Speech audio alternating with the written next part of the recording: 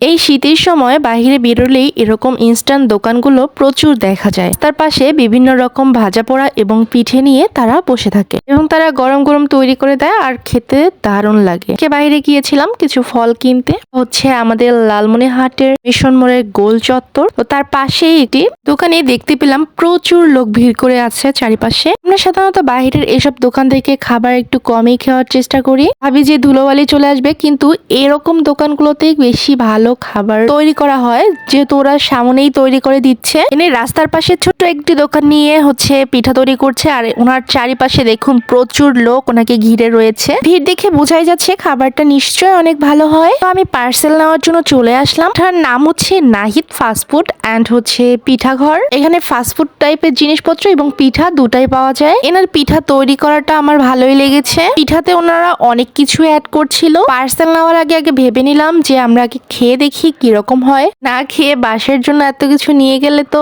পরে খারাপ হয়ে গেলে প্রবলেম। তাই আমরা ওইখানে ভাপা পিঠা অর্ডার দিলাম। আমার কাছে সব থেকে ভাপা পিঠাটা দেখতে বেশি ভালো লাগছিল, তাই সেটাই অর্ডার করে নিলাম। আমি বাইরে মূলত এমনি বেরোলে খেতে চাই না, কারণ হচ্ছে যে হিজাব পরে মুখ খুলতে হয়, এটা আমার কাছে অনেক সমস্যা হয়ে যায়। যেহেতু আমি মাস্কটা একদম ভিতর দিক দিয়ে পরি, অনেকে মাস্ক হচ্ছে হিজাবের বাহিরে পরে, সেটা আমার কাছে পড়তে খারাপ লাগে, কিন্তু ওটাই বেশি সুবিধা হয় মনে হয়। তো কথা বলতে বলতে হচ্ছে পিঠা চলে আসছে, এখন এটা ট্রাই করে দেখবো। অবশেষে অনেকক্ষণ পর একটি জায়গা ফাঁকা হয়ে গিয়েছে, ওখানে বসে পড়লাম। এখন খেয়ে আপনাদের রিভিউ দিব যে এটা কিরকম লাগে। এখন মাস্কটা খুলে খেতে হবে। মাস্কটা আমাকে প্রচুর ডিস্টার্ব করছিল, বারবার খুলে যাচ্ছিল। আপনাদের সঙ্গে একটা হাস্যকর ব্যাপার শেয়ার করি। এইভাবে যখন মুখ ঢাকা থাকে পরে খুলে খাওয়া হয়, তখন দেখবেন যে সামনে অনেকেই তাকায় থাকে, তখন কিরকম একটা বিব্রত অবস্থায় পড়ে যায়। তো পিঠাটা আমার যখন মুখে দিলাম সত্যি অনেক ভালো লাগছিল, এর টেস্টটা অনেক সুন্দর ছিল। আর এখানে দেখুন কত কিছু অ্যাড করেছে, বাদাম অ্যাড করেছে, কিশমিশ অ্যাড করেছে,